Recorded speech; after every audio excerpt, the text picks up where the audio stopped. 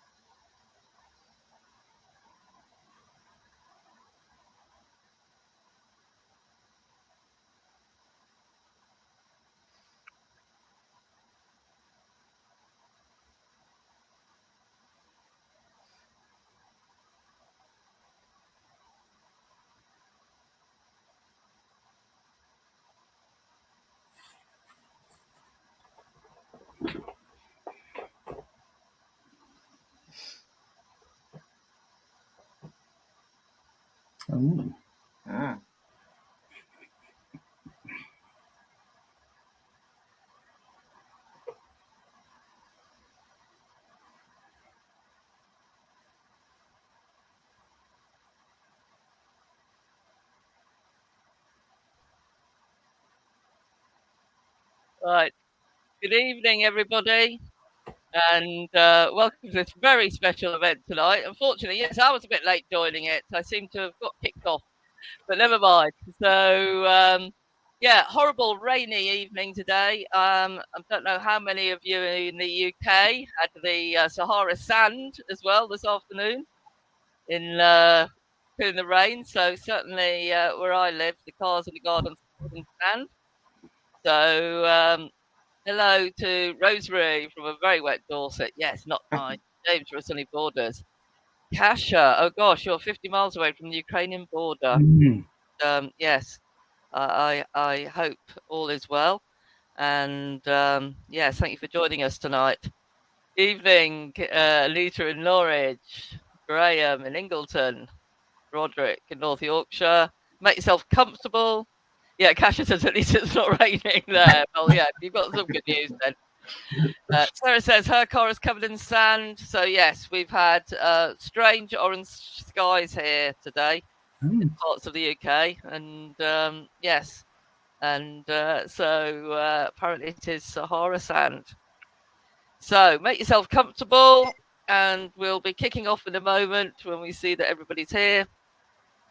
So, we're going to be talking about Georgia and the Caucasus. So, really, really interesting, intriguing part of the world, and that we know so many of our readers are interested in. I don't know if there's anybody joining us tonight who was on our special Wanderlust reader trip back in 2019, and but that was a great trip, and of course it was done in conjunction with Wild Frontiers.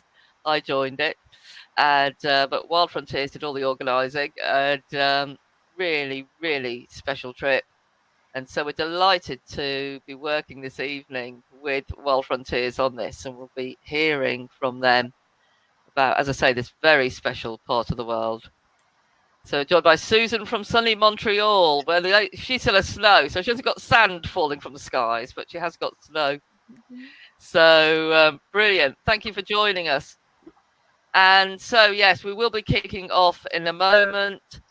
And we'll be hearing from Jonny Beelbee and Marc Leaderman of Wild Frontiers. So, as I say, do get yourself a drink or whatever if you want. But I think what we'll do to kick off with is we're always intrigued to know who've been to these countries that we talk about. And so we'll have a little poll, I think. So we're going to want to know, have you been to Georgia or not? So we should have a poll up. There is a poll at the side. Yeah, we all know what you're doing, don't you? So have you been to Georgia? So yes, and you loved it. No, but you're intrigued. And no, but it's on your wish list. Well, that's brilliant. So over 60% of people say no, but it's on their wish list, which is great. And then, yeah, another between 26, 29% saying no, they haven't, but they're intrigued. And just 4% have been, well, it's moving about, of course, because people are still putting in, so thank you for that. But it gives us a feeling. So we have got some people on tonight who've been to Georgia, and but the vast majority of you haven't. And so many people are on the wish list. So that must be music to your ears, Jonny and Marc, because I know you're both passionate about Georgia. So, absolutely, yeah. Okay. So to introduce our special guest speakers tonight, we're joined by Jonny Beelbee. So Jonny is the founder of Wild Frontiers, and he set off on what turned out to be a decade of travels in the 1990s. And I know he's going to tell us very briefly about that in a moment. And that resulted in 3 highly acclaimed travel books and a film. And of course, in Wild Frontiers, it gave birth to that as well. Really good company. Jonny's visited Georgia numerous times, and he's seen the country change from the early post-Soviet days to the trending destination that it certainly was pre-pandemic. And we know that it will come back again, and we've always been able to tell from things like our travel awards just how popular it is with readers and people who go there.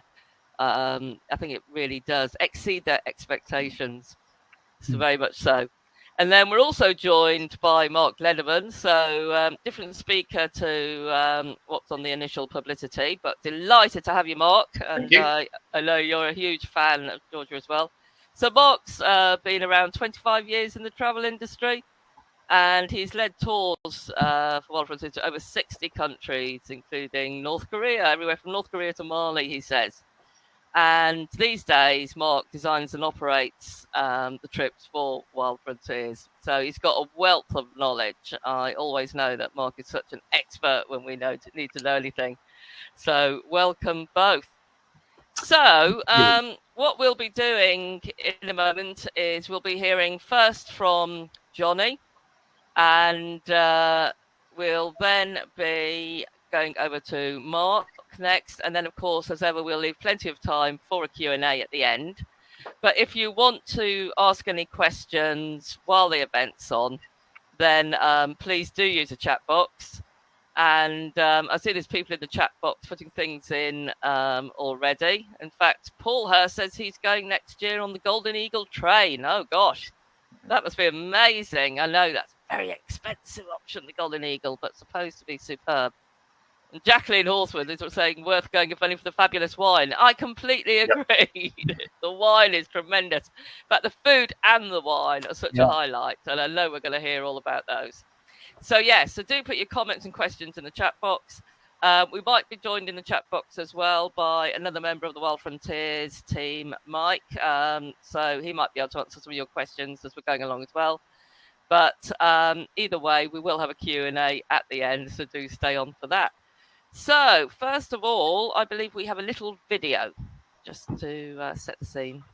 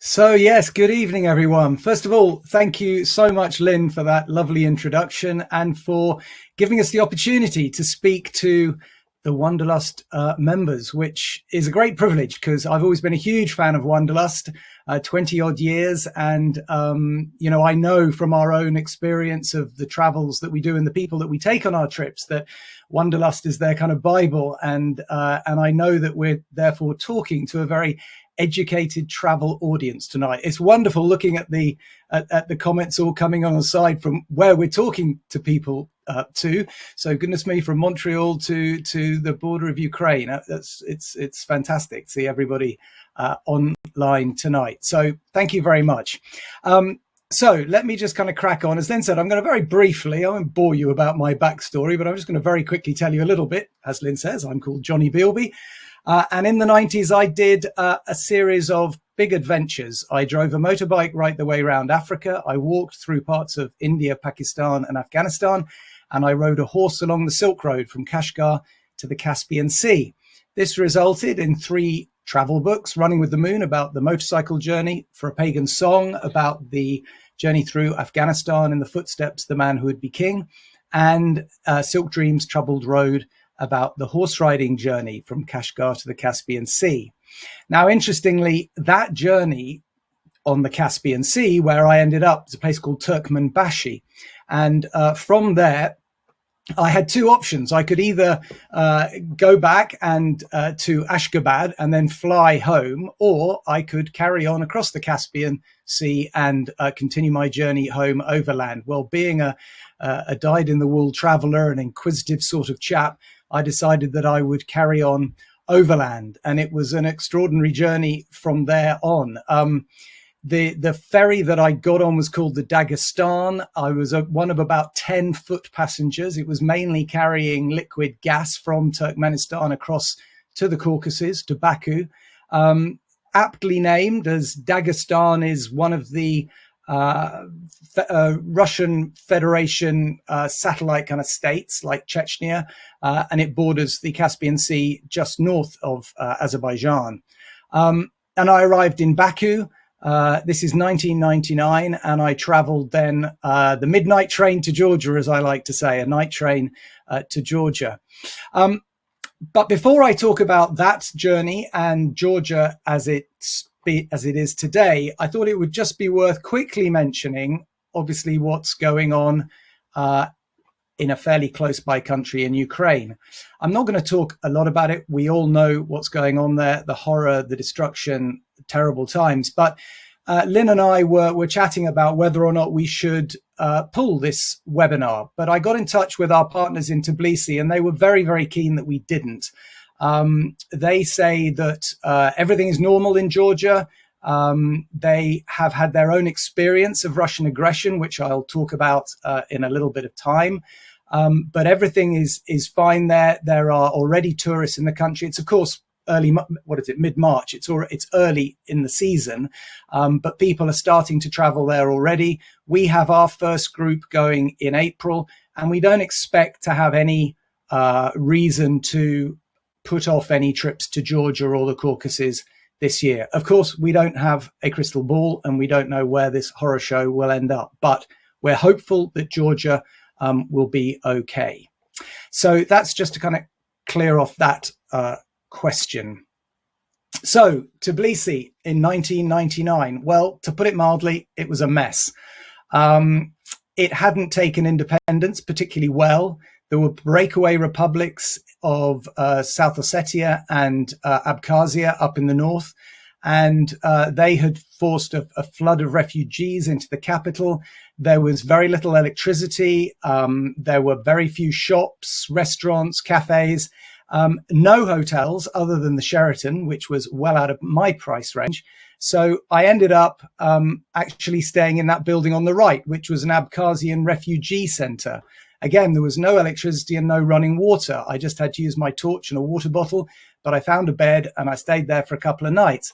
Now, on one of those evenings, I went out onto the street and I did find a little bar open, and I went in there for a drink, and I happened upon an American Georgian. He was a surgeon and he had come home to see his mother, and he took me home to meet his mother and to have dinner and everything else. And this just showed to me immediately the great creed of Georgian hospitality, which is giving. It's nothing a Georgian enjoys more than sitting you down at their meal table, serving up huge amounts of delicious food, giving you either wine or cha-cha, toasting until the early hours, and then sending you on your merry way.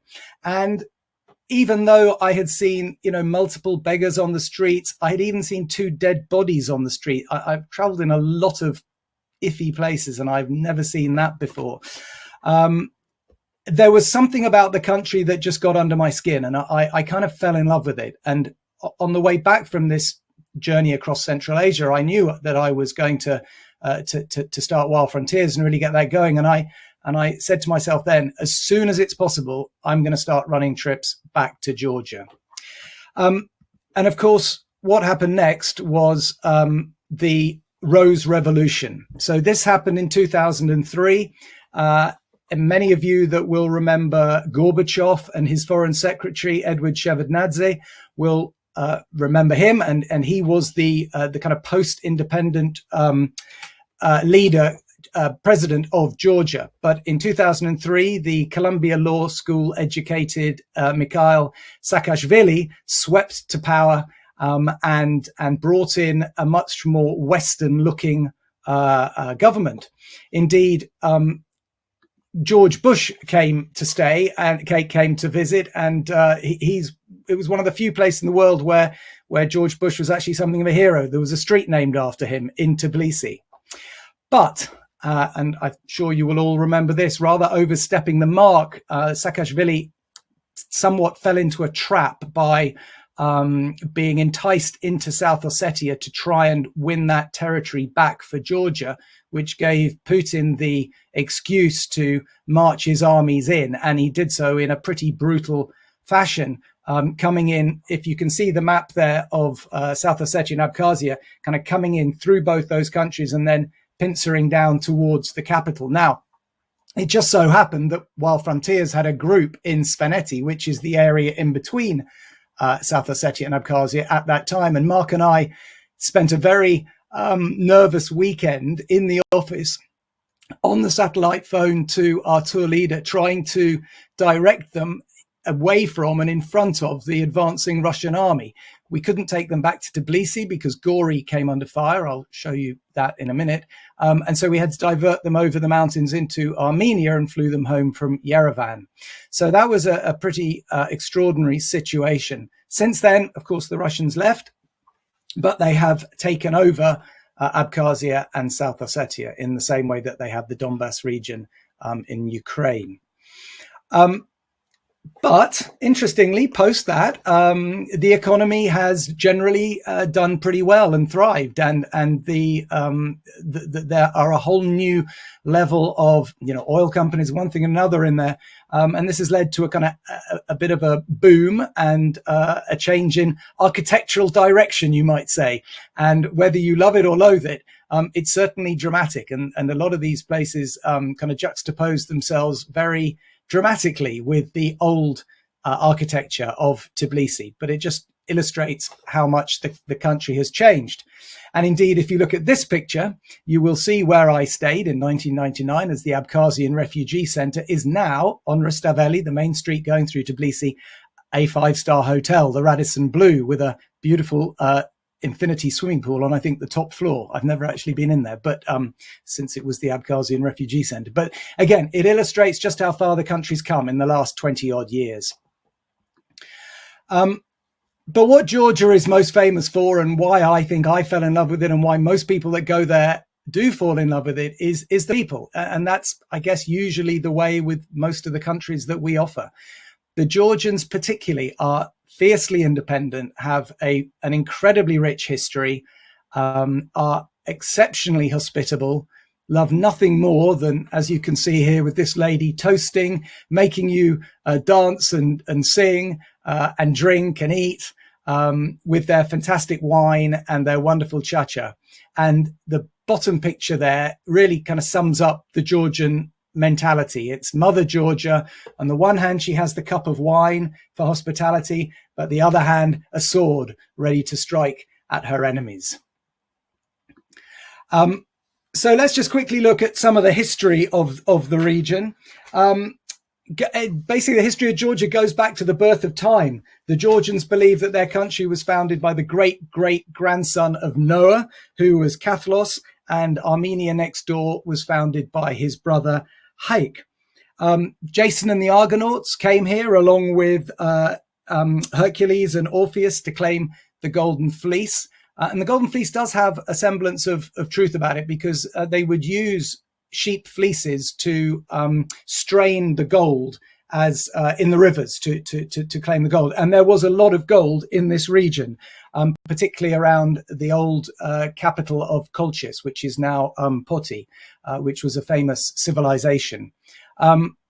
We go through then the adoption of Christianity in the 4th century.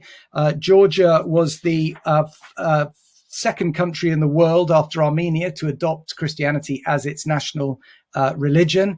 This was after King Marian of Colchis was converted by a Christian slave girl from Cappadocia called Nina.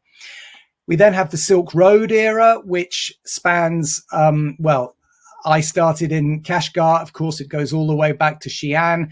And if you were coming across Central Asia, you kind of hit the Caspian Sea and you really had to go north or south. And most went south through what is now Iran, into Azerbaijan, Georgia, and on into Turkey on the routes through to Istanbul and then ultimately Venice. Their most famous kind of character from history is David the Builder. He was responsible for knocking out the Turks in the turn of the 11th, 12th century, and as his name suggests, was responsible for building lots of churches. He was a Christian leader and built many of the foundations of many of the churches that you will see today. And it wasn't until the early part of the 19th century that Imperial Russia annexed Georgia. There were a lot of very vicious wars over the Caucasus. This isn't just Georgia. This is Chechnya. It's Dagestan. It's North Ossetia. It's this whole region was annexed by the Russians, and they had a very hard time keeping a hold of it, which of course is very pertinent given today's situation. If anybody's interested, one of my favorite books on this period and this era is Mikhail Lermontov's Hero of Our Time. He was a young Russian officer serving in the Caucasus at this time. And of course, what's so fascinating about Georgia is that it sits at the crossroads between East and West, that kind of cliche as the kind of the furthest West Christian country buttressing up against Islam and the East. And as a result, it's been fought over and subjugated by many, many different armies: the Arabs, the Turks, the Persians, the Mughals, Crusader knights, Russian noblemen. Indeed, Tbilisi has been sacked an astonishing 27 times. The Russians in 2008 got to within about 20 miles of the capital, but they didn't go any further, almost 28 times. So quickly, let's just whip around a few of the famous places. Obviously, we'll start with Tbilisi. That's the capital. It sits on the Maktavi River, and Tbilisi comes from the word tiblil, meaning warm water, and it's really these and the warm water sulfur springs that the city is famed for.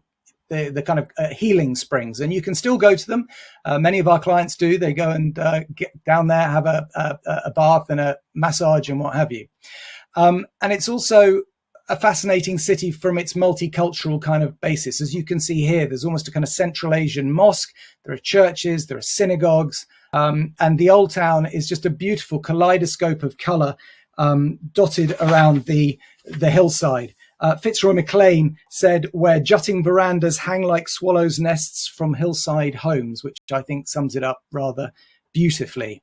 It's a great place to hang out. There's a fabulous museum with the showing off the gold of the Jason and the Argonaut period. There's a fabulous opera house where you can go and watch great opera, and it's the only country in the world, I think, that has a centenarian choir. Georgia is renowned for having longevity. But above all, it's got this beautiful old town. And as I say, when I first went there, there was nothing of it. I mean, it was just dead streets, snow, beggars, nothing really going on. 20 years later, it's become this wonderful kaleidoscope of restaurants, bars, teeming with life and vitality. If it wasn't for the fact that it's not the easiest place in the world to get to from the UK, it would make a fantastic city break location. Marc will talk more about that in a minute, but it's a fabulous town to hang out in for a bit. There are great hotels, great restaurants, and plenty to see and do there.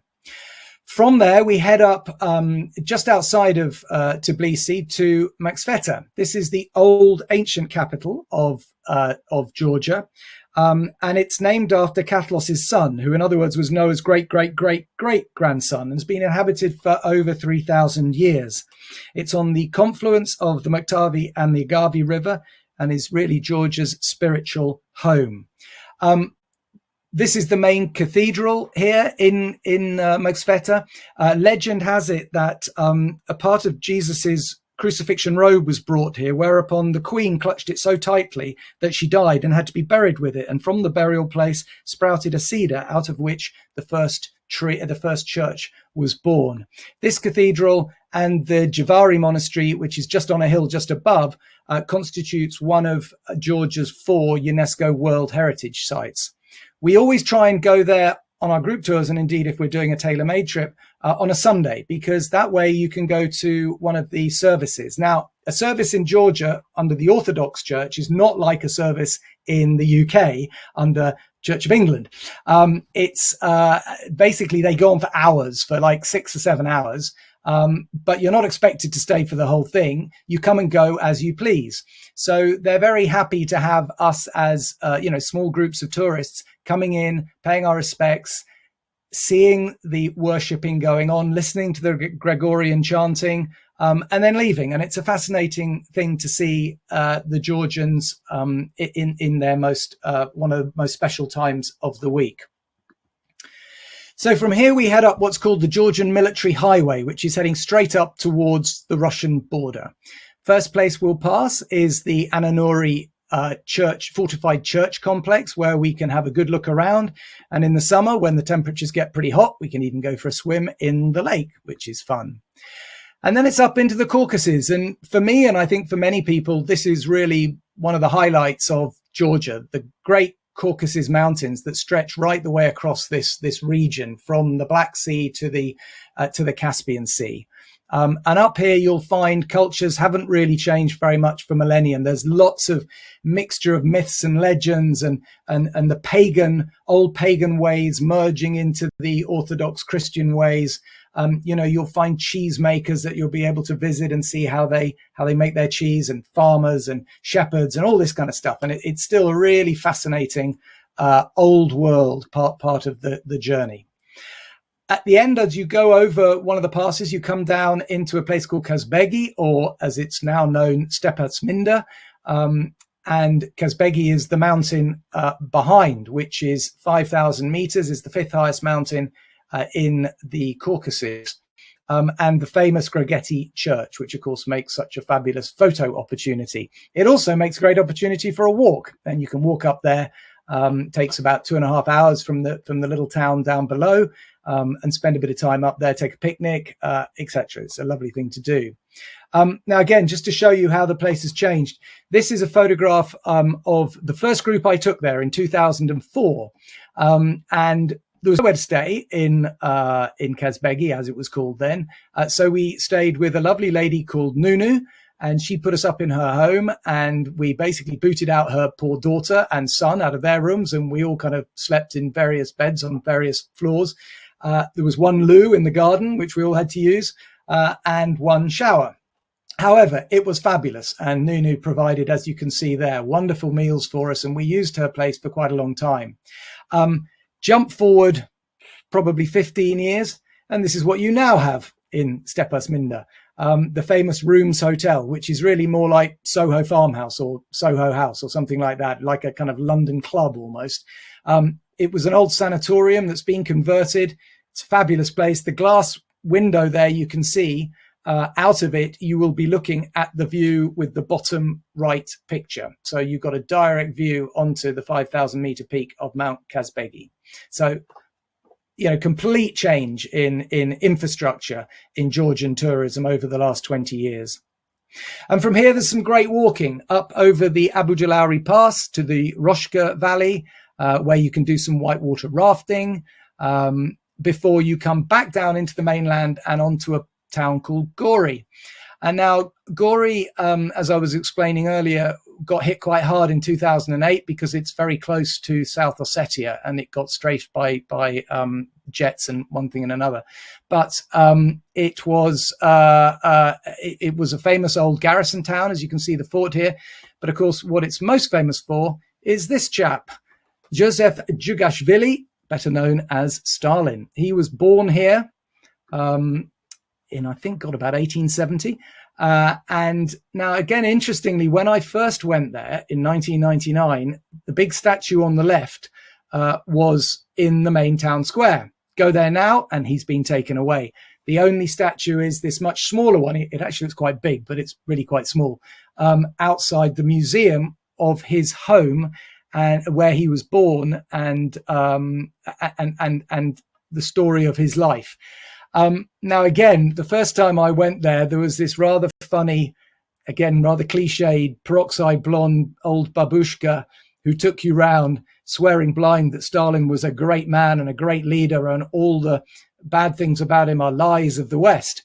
But today there is a perhaps more objective younger guide who tells you more of the kind of the real story of Stalin.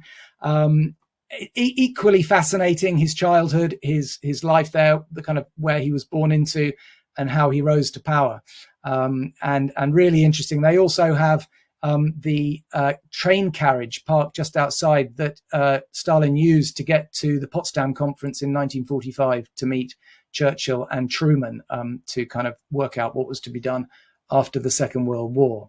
So Gori is a good stopping place. There's not a huge amount else to see there, but it's well worth it just for that. And it's also a very short drive from there to Uplasteke, which is one of the main cave towns of Georgia. It's not quite as spectacular as Vardzia. So if you've got more time and you can head further west towards the Armenian border, you get to Vardzia. But both of them were set up in the kind of 10th, 11th, 12th century, similar time to Cappadocia, and for similar reasons, to avoid persecution by the Ottoman Turks. So the one at Vardzia has 3,000 dwellings on 13 stories, all of which, or many of which, are interconnected. So it's an extraordinary site. And I'm actually surprised that it's not a UNESCO World Heritage Site, because I think it certainly should be. As we head further around, we're kind of coming kind of northwest now. We have the Kurtavesi fortress built by the Crusaders. We have the Jalati Monastery. This is another UNESCO World Heritage Site. And then coming round into that region that I spoke about at the beginning, called Sveneti, which is this wonderful high mountain region, which has some of the highest villages in Europe, and the classic defensive towers that are so kind of picturesque, Tolkien-esque towers that really reflect the Georgian, or I should say the Caucasus culture, because these, of course, stretch over into Dagestan, Chechnya. It's not just in Georgia that these exist. And this is now partly on the Trans-Caucasian Trail. Marc will talk a little bit more about this, but this is one of the new trails that's been set up, Waymark Trail, through the North Caucasus, and in fact, even the South Caucasus, down into Armenia. So this is a great opportunity now for tourism to kind of flourish.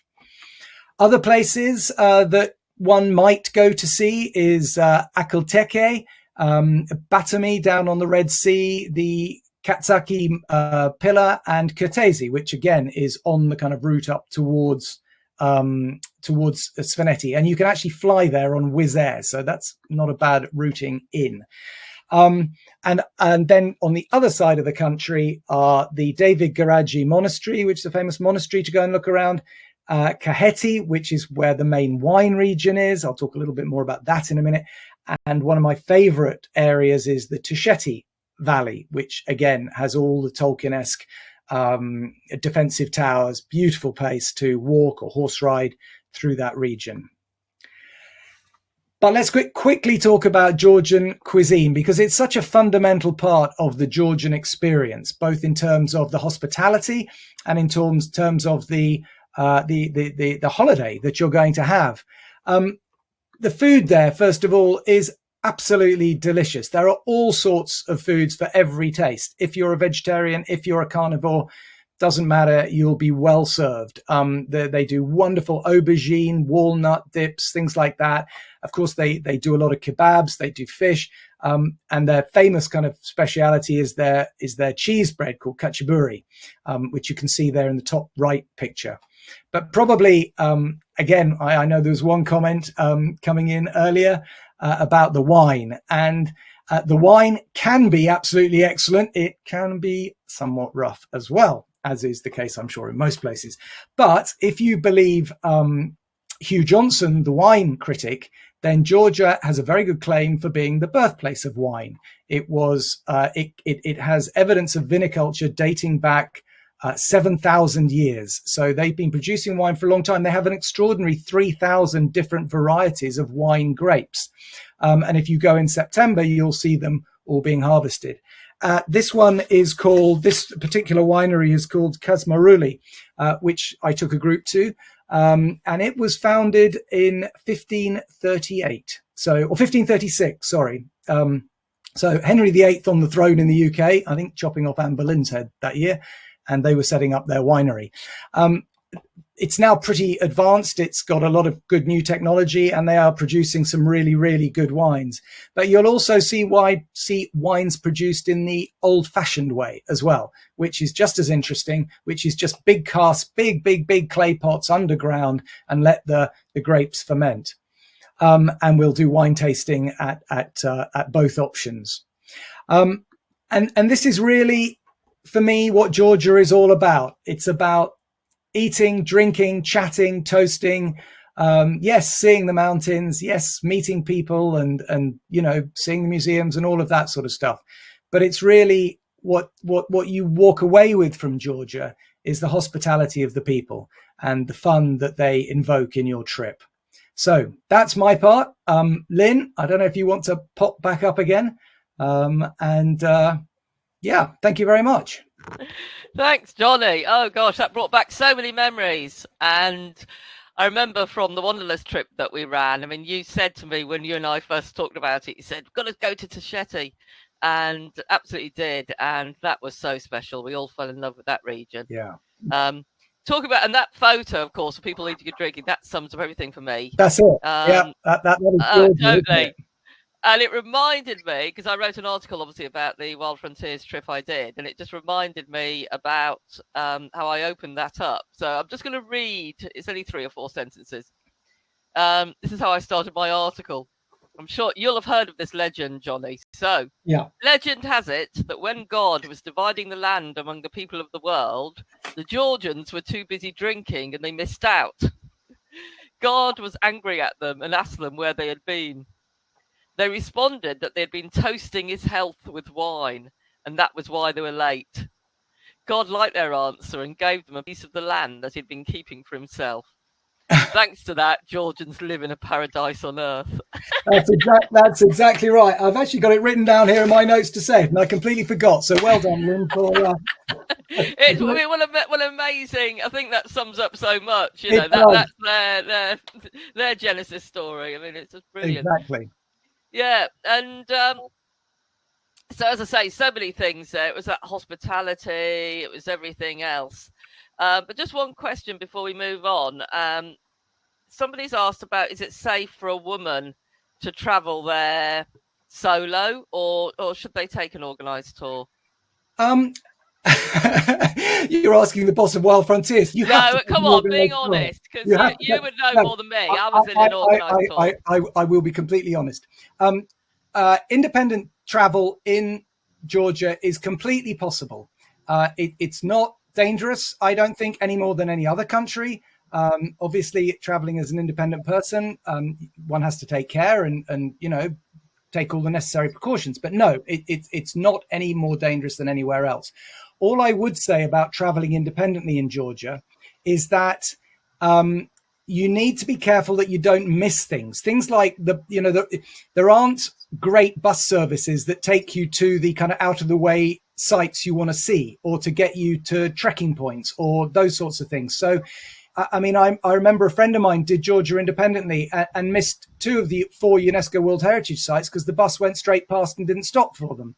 So, you have to kind of balance it out. And of course, and I do mean this sincerely, single women traveling on a Wild Frontiers group, that is our main market. And it's a great way to do it because you meet other like-minded people and you do it safely and you have all the kind of the highlights of it. But is it possible? Absolutely, it's possible. Yeah, I mean, I certainly never got any feeling that it was unsafe or anything. But No, like you say, it would be more things like logistics or that's just right. knowing about things that aren't signposted, etc. Well, because you can't read the script, and also outside of Tbilisi, there's not so much English spoken, so it's not the easiest place. Yeah. And you showed, I was really glad that you showed the inside of, you know, one of the incredible churches and the churches and the monasteries, even if you're not into those sort of things usually. I mean, that they are just so incredible. And in fact, I see that Chris Veltman said that there's enough Romanesque churches to satisfy a lifetime. I mean, they are incredible. And of course, everyone's different. Every single church has got its own personality. I noticed in there a couple of the women, you know, they were covered up a bit. Do you just want to say a little bit about dress for women? It's very interesting because so you go into a UK church, you have to take your hat off. You go into a Georgian Orthodox church, you have to put something on your head. And that goes for women and men. So women put a scarf on their head. They don't put it as a veil around here. They generally put it kind of tied up around there. But they do have a headscarf, if you like. And that really, and as far as I know, that goes for men as well, should cover their head. So that's all. You know, women, probably more than the men, do dress up for Sunday church. And you'll see them in most of their finery then. But it's very relaxed. It's very charming. There is absolutely no animosity of you being there. They're friendly. Often they'll be having picnics outside, which they'll invite you to. You know, it's a very, well, as I've said through my talk, a very hospitable place. It really, really is. Absolutely. Yeah, really warm welcome. Well, thank you so much, Jonny. We'll have you back in a few minutes for the Q&A and see you then. Thank you so much. So welcome back to Marc. And yeah, well, I know we're going to be hearing a bit more from you, including practicality.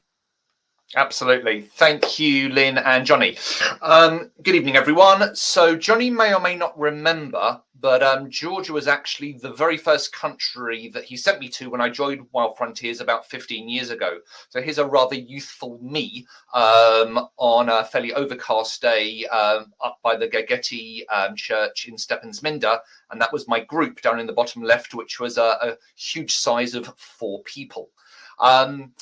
If you've been inspired, if you haven't been to Georgia and you want to go, yeah, I'm basically just going to talk you through a few practicalities and things which you may find of use. So with regards to the size of Georgia, it's about the same size as Ireland, and it's about half the size of the state of Georgia in the USA.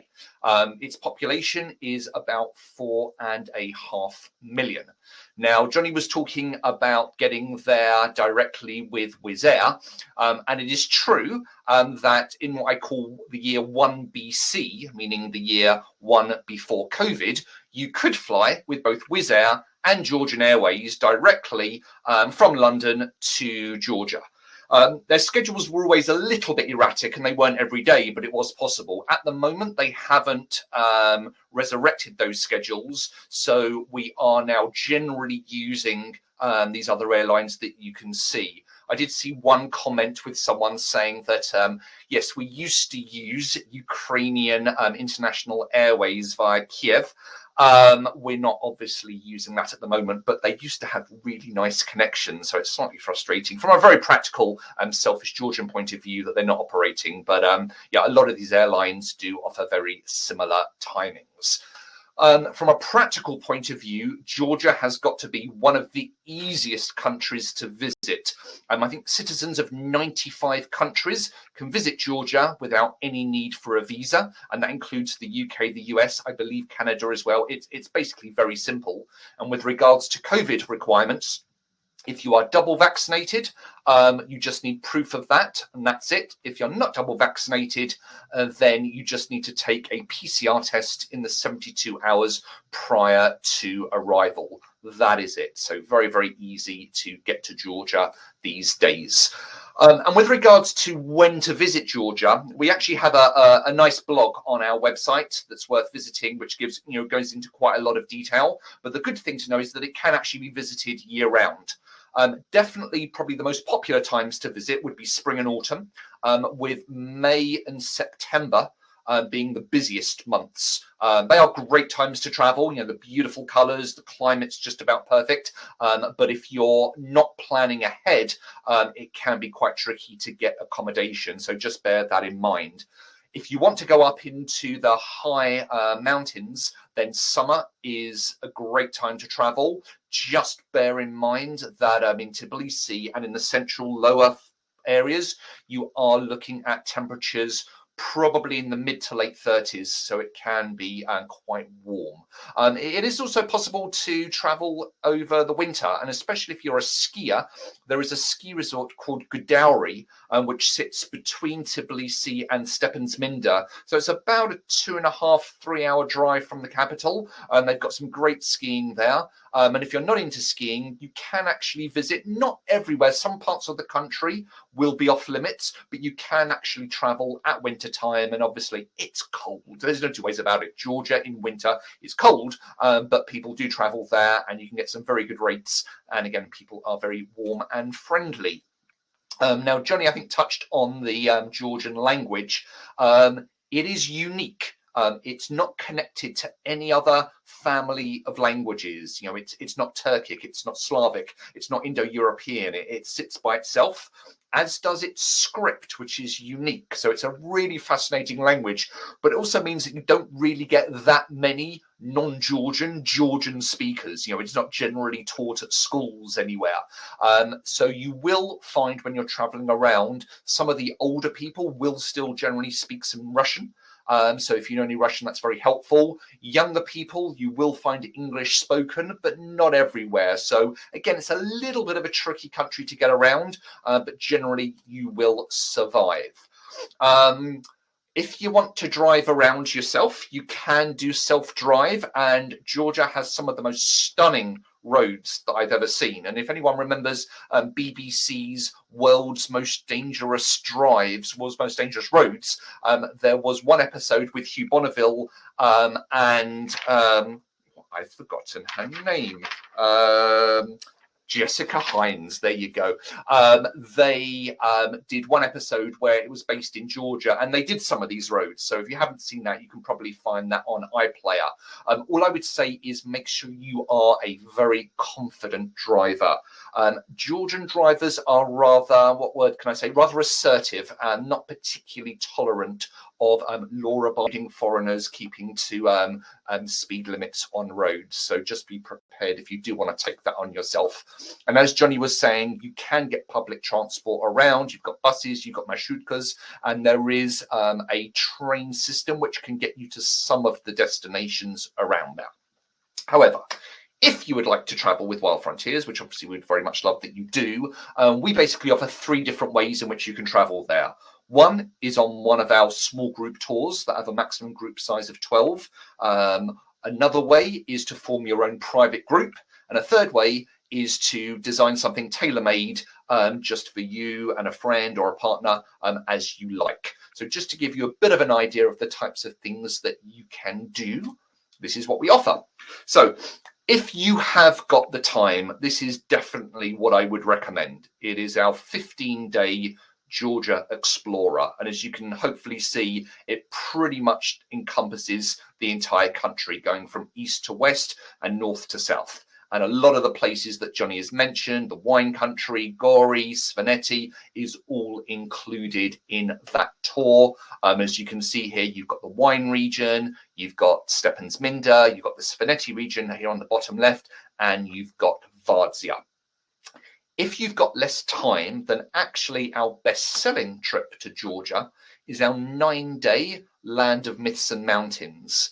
This tour doesn't go over to Svaneti or out to the Black Sea coast, but it gives you a really good variety of the rest of the country. So you'll still get to the wine region, you'll still get up to Stepantsminda, you'll still get to Vardzia, and you'll get to see places like Akhalsikhe and the Rabat fortress that you'll find there.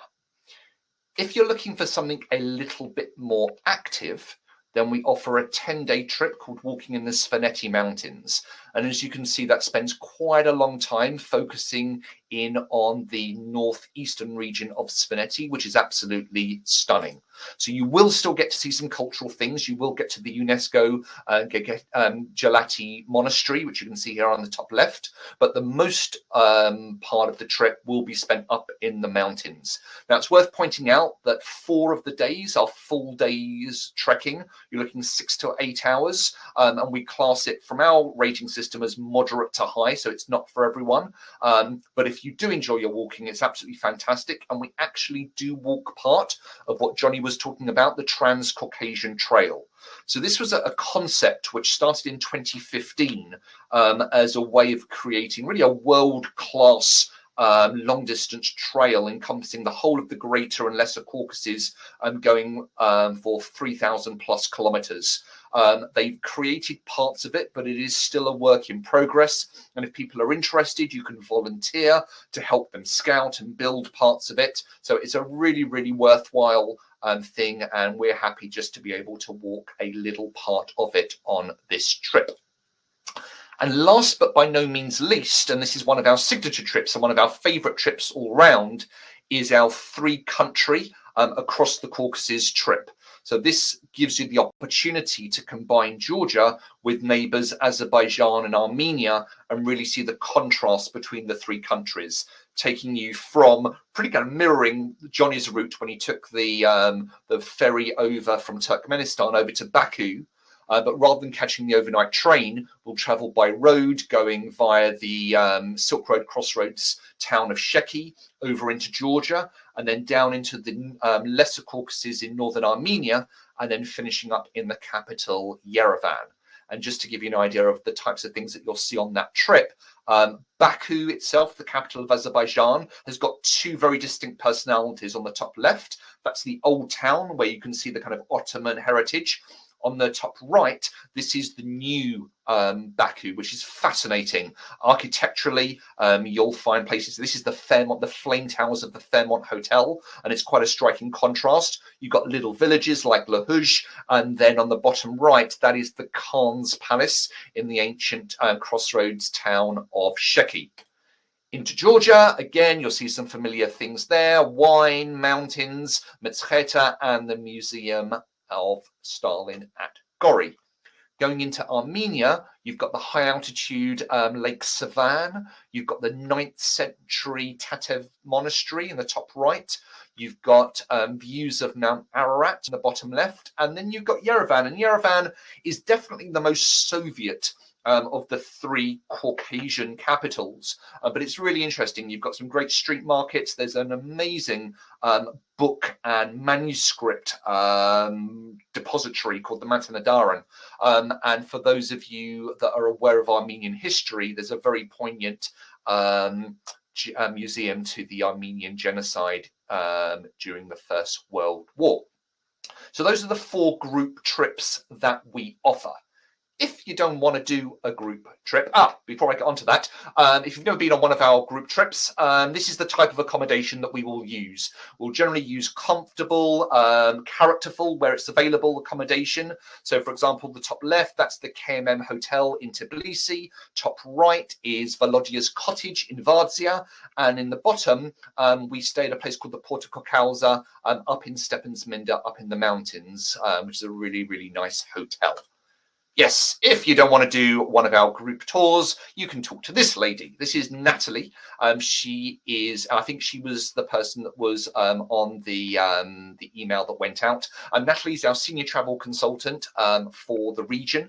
And if you wanted to put your own group together to take one of those itineraries, she can help you do that. Really just tell her how many people in your group, when you want to travel, which itinerary you want to take, and she can package that all up for you. Thirdly, if you wanted to go tailor-made, Natalie probably would be the one to consult with, and she'll be able to talk you through all the options. And there are some great options now for being creative. Jonny mentioned the Rooms Hotel. up in Stepensminda. That's, you can see top right.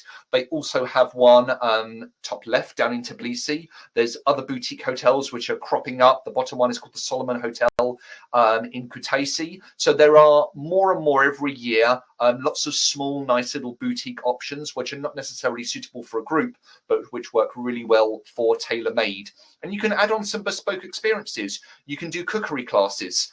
You can go up to the Tusheti region, where you can go trekking or you can go horse riding. You can even take Soviet tours.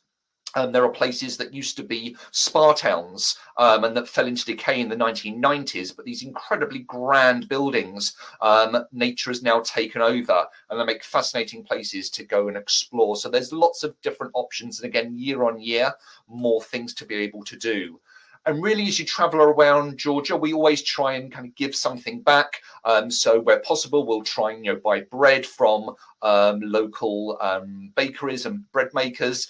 There's chances, especially up in the Svaneti region, to stay in sometimes quite basic but very friendly homestays and guest houses, visit small locally run ethnographical museums, or even if it's just to have lunch or dinner that's made by a local family, there's always great opportunities to put some money directly back into the economy. But really, wherever you travel and however you travel, yeah, you'll have an amazing time in Georgia.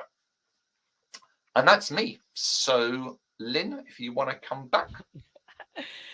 Thanks, Mark. Yeah, that was great. And in fact, if Jonny wants to come back as well, he has already. Great, because I know we've had lots of questions. So much there. So for instance, an obvious one people want to know is an idea of currency and also what the kind of costs are like there. I mean, is this a cheap destination, and do you need a certain amount of money? Do you want me to take that one, Jonny? Oh, Jonny, you're on mute. The classic 2022, you're on mute. Sorry. Yeah, I'll butt in if I need to, Mark. You take it. Fine. Okay, so I can see there's a few questions about Azerbaijan and Armenia, so I might just tackle them all together. Azerbaijan, so Armenia and Georgia, I would say, are priced similarly. And I would say they are, in general, good value destinations. That doesn't mean cheapy cheap, and that doesn't mean super expensive. Obviously, there are places, if you want to stay at the Rooms Hotel and some of the upmarket places, yes, you will pay top dollar for it. But if you want to stay in, nice 3-star places throughout, you can travel, I would say, very reasonably. Azerbaijan, on average, I would say is twice the price on a per day basis. And that's predominantly because, one, it's got a smaller tourism industry, but it's also because of the oil industry there. And that's what generally has made that economy a little bit more, well, twice the price of Georgia and Armenia. Of course, because you wouldn't think that. I was waiting for you to say I haven't been to Azerbaijan, and I was expecting you to say it was, you imagine somewhere like that might be obviously quite cheap. But no, obviously, yes, it really does make a difference. I do know from personal experience, or just from Georgia, though, certainly I found food and drink was incredible value, really good. And they have, I see somebody's asked about the euro. You can use the euro pretty much across the board, but they do have their own currency, the lari. So yeah, they will take most of that. Yeah. So Jonny, a question for you. Obviously, you talked about the changes. You showed that amazing contrast in the last couple of decades. Is it getting too popular? You can get boutique hotels now. It has changed. So does that worry you? Do you think it's changing too much, or is it at that lovely in-between stage? What's your honest opinion? Well, Lynn, I think this is an issue not just for Georgia. I think this is an issue for a lot of what we would have called in the past the developing world. I think, pre-COVID, many more people were traveling. Many more people were therefore making money out of tourism, and therefore many more people were getting involved in the tourism industry. That has positives and negatives. The Rooms Hotel in Kazbegi is an amazing place to stay, no question about it. Of course, the downside of that is that it draws a lot more people. So you do have more people going to these places because the infrastructure, both the road that gets you there and the hotel itself, is that much better. Is it overpopulated with tourists? No, it's not. Georgia is still an offbeat, relatively quirky tourist destination, certainly if you're comparing it to the likes of Spain, Italy, France. So I think, I mean, you've actually, Lynn, been more recently than I've been. So you're probably in a better place to answer that than me. But from my last experience, which is about 4 or 5 years ago, because obviously we've had the 2.5-year COVID break. No, I would say these things are positives, certainly as far as the old town in Tbilisi, the restaurants, everything's improving in quality. Yes, you pay for that a bit more now. But my goodness, go back to the late 1990s and, it was a pretty horror show, to be perfectly honest. So yeah. I think it's progress. And I think Georgia is absolutely not spoiled. What's going to be interesting, of course, is that as much as we feel that Georgia is a perfectly decent holiday option for 2022, a lot of people won't because of what's going on in Ukraine. So I think that will slow things down a bit and give them a chance to breathe, because they were getting, our partners and stuff were getting an awful lot of tourists, and that was changing things to an extent. But no, it's still got plenty to offer. And actually, that's a good point. I think this year is a different year for lots of reasons, obviously, particularly post-COVID. We're not even post-COVID yet, are we? And actually, Marc, I loved you about BC before COVID. Yeah. I'm going to be licking that, sorry. But I think this year is going to be different. And of course, Georgia is somewhere where the Russians themselves used to go on holiday. They won't be doing that this year. So actually, this could be a really good year to go. I think that's right. Yeah, I think that's exactly right. Of course, I would say that, but no, I do. I think it's a good year to go. The other thing to mention, Lynn, because somebody's asked this, is whether the 3-country trip can still run. Marc, do you want to pick up on that? Because I know you've had a lot to do with this. Yeah, Marc, I was also going to ask you, sorry, at the same time, can you talk about visas and borders and COVID, sure, if you're doing the 3 trips? So bear in mind that this is literally, some of these things change on an hourly or daily basis. Constantly, I'm writing to the Foreign Office to say, do you know that this has now changed? And they're coming back and they're checking. So to the best of my knowledge, Georgia and Armenia do not need visas for the vast majority of nationalities.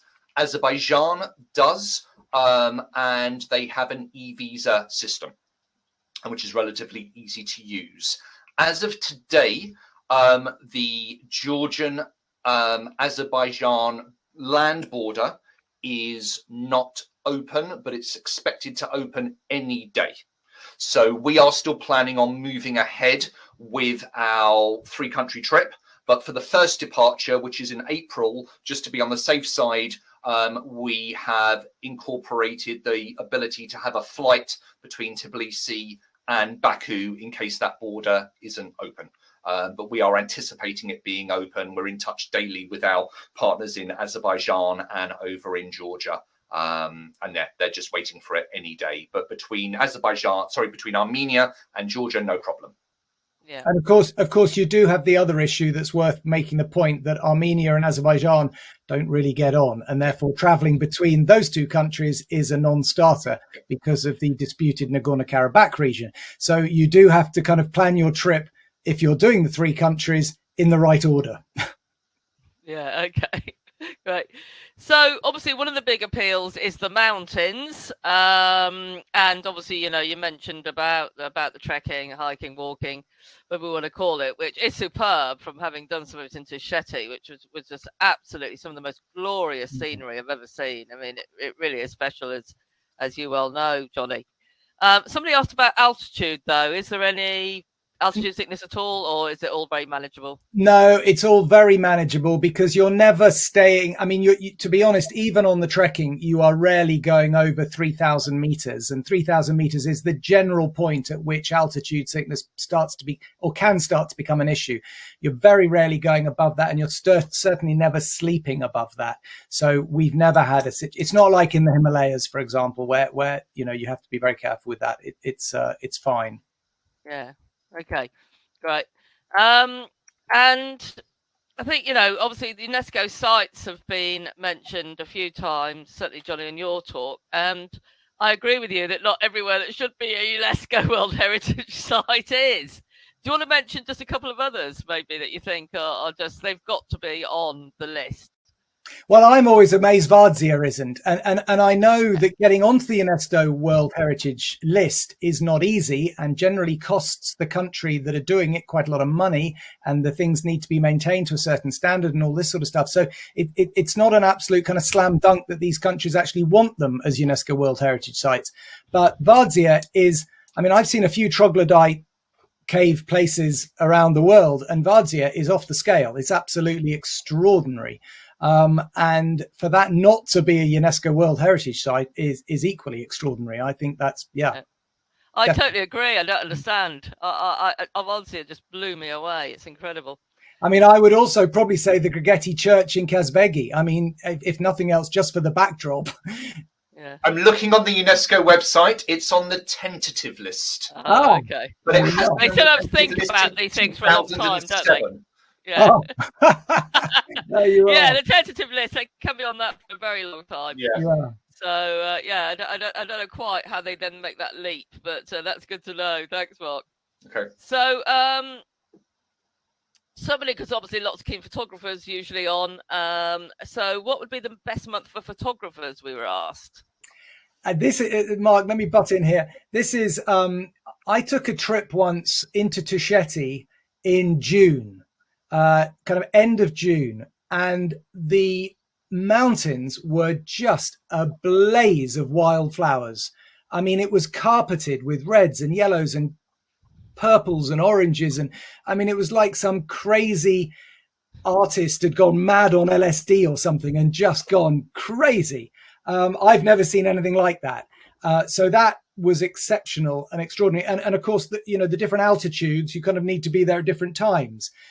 Other than that, I would say, of course, autumn is always spectacular. And the kind of really kind of late September, early October. Yeah. Oh, I can imagine. Yeah, it would be. Absolutely. Okay. And it sounds like no time's a bad time anyway. No. It does get very, very hot in the middle of the summer. That's the only thing you have to be a little bit wary of. And I know from a photography point of view, that can sometimes put a little bit of a haze on things. Talking mid, kind of first couple of weeks of August, it can be up to, in Tbilisi, it can be up to 40 degrees. So that can be quite hot. But other than that, any time's good. And of course, in the mountains, though, it's completely different. Yeah, cools down. That's right. Yeah. Okay. What is the bus network like? Is that something, Marc, you know? The bus network, I think, is absolutely fine from getting you from A to B. So if you're wanting to travel, between any of the major towns, you've got a pretty good bus service. And if anyone else has travelled in kind of ex-Soviet Union countries, you'll know the marshutkas, which are like the scheduled minibuses, which often don't go on a schedule. They go when they are full. So they can obviously then serve the smaller places. So you can definitely get around. But I think just as Jonny was saying, they won't stop. It's not like, for example, if you go to Guatemala, where there are kind of tourist buses that will take you to touristy friendly locations that locals won't generally want to serve. Georgia isn't there yet. I'm not saying it won't get there, but it's not there yet. So you'll have to improvise to try and maybe go from big town to big town, then change onto a marshrutka, and then you may have to get taxis and various things in order to make the final few kilometers to the church or the homestay or the walk that it is that you want to do. Yeah. Okay. Fair point. And then can one of you answer a question from Melissa? So this is about two different Wild Frontiers tours that are very similar. The classic Georgia tailor-made and Georgian land of myths and mountains. So do you want to say very quickly what's the difference? Honestly, I would love to give you some great analysis. The real thing is I designed one of them and Natalie probably designed the other one with slight different biases at different times. One's the group tour, one's the tailor-made, Johnny. Yeah, exactly. That's the difference. One is for one is for you to sign on as a group. The other is for you to, organize with your partner. I mean, with 9 days, you can't do everything. So I think on the group tour, I've probably included maybe a little bit more of a balance with some of the wine region. I'm looking at it now on the tailor-made. It goes a little bit further towards the west out to Caucasus. You can't really do both on a 9-day trip. So it's really just what your preference is. But of course, the main thing to point out there is that the tailor-made one is just that. So that's the starting point that Natalie takes and then discusses with, her traveller what they want to do and then develops it from that. Whereas the group tour is a fixed dated departure. Okay. I see a question. Zara's asked, how easy is it to cross to Turkey? So from Georgia, no problem at all. There's quite an easy crossing going from Batumi across the border. I've done it. Very easy. Yeah. You can't. There's been rumors Armenia. So Armenia, as Lynn was saying, or Jim was saying, has an issue with Azerbaijan, or they have an issue with each other. Armenia and Turkey also have an issue with each other. So Turkish Airlines do not fly to Armenia. And the last time I checked, I still don't think there is an active border for foreigners to cross between Armenia and Turkey. So you'd have to go via, if you're in Armenia, you'd have to go via Georgia, or you'd have to go down through Iran. But from Georgia, no problem. I did read the other day that they are looking at that, and they are trying to come to a consensus where they can open a border between Armenia and Turkey. But at the moment, you're right, there isn't one. Yeah, but that would be terrific. Okay, we're running out of time. Just remind everybody on that we will, as we do with these events, we'll be sending out a follow-up email within the next week. It will have in the recording of tonight, so if you want to catch any bits again. And we will also have details of the Wild Frontiers special offer and how to do that, because they are offering for a limited amount of time 5% off any of their trips to the Caucasus, and that's an exclusive for Wanderlust members. So that's really, really good. And what we will do in there is we'll just sort of mention again a few of the places that were mentioned tonight and so on, and a few of the questions and answers, so that you have those. So you don't need to worry if you weren't quite sure of the places that were mentioned. So I think to finish off, just going to ask you two, and it's really quickly, and I'm going to put you on spot because I didn't ask you this beforehand. But for each of you, if there was one experience or one place that whoever, because there are different itineraries, you can't do everything in 9 days, you can't do everything in a long weekend.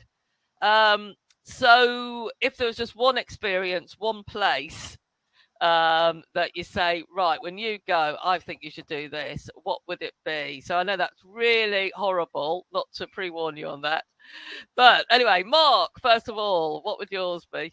I would say it would be in the Kakheti, in the wine region, having lunch with a local family. Not just because that's a nice thing to do, but just because the food is so good and it's just such a great experience to have the endless amounts of dishes coming out, sitting outside in the sun, drinking. Yeah, that for me is my best memory of Georgia. Oh, brilliant. I can just imagine that now. And no, that is it. That really does sum up Georgia, doesn't it? And of course, there's lots of food. So yeah, don't go in tight clothes, because you probably won't be able to wear them by the time you leave the country. Very true. Yeah, unless you're doing lots of trekking, of course. Yeah. No, brilliant, Marc. That's just perfect. Okay, Jonny, what would yours be? I would have to say sleeping in one of the defensive towers in Tusheti. That's a pretty unique experience. When I was there some years ago, we were the first group to use this particular one that had just been converted into a little homestay and climb. I mean, it's a narrow tower. Literally, it's kind of one bedroom across the up there, one above the other. But sleeping in that just really was very evocative of where you were and that whole culture and history. So that would be mine. And of course, moving on from Marc's, because you've no doubt just been to the wine region and then you head up into Tasceti. So perfect combination. Oh, absolutely. Well, again, I totally agree. Didn't sleep in a tower, but they say the Tasceti is just so beautiful. Yeah. Really is one of the most glorious places, and having those old defensive towers just adds so much character to it. And of course, the villages up there are being restored and renovated, aren't they? And they're so beautiful, those villages. So absolutely. Well, that was just so perfect. Thank you both. That was absolutely wonderful. See, we're getting lots of great comments coming in, so people really enjoyed that. Good. So thank you so much, and thank you all for watching, everybody. And look out for the recording and further details coming through in the next week or so. So good night. Thank you very much. Thanks all. Thank you, Jonny and Marc.